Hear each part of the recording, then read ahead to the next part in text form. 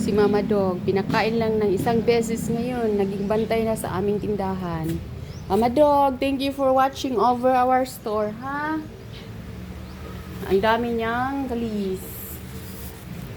Adapt. So, i-adapt ko na to. Palagi na to mag-stay dito. Ito na, oh. Come here. Thank you for guarding our store.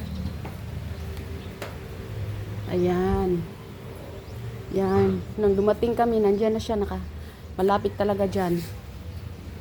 So, mainit pa naman ang panahon. Ayan yung water mo. Kawawa naman ito. Oh. Baka may baby na baby to.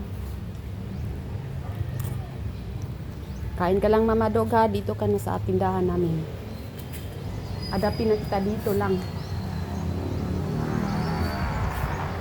Yan. Yan. Rice at saka chicken pastel yung ulam niya. Sige, Mama Dog, kain ka lang. Pakatataba ka rin one day. Kain ka lang.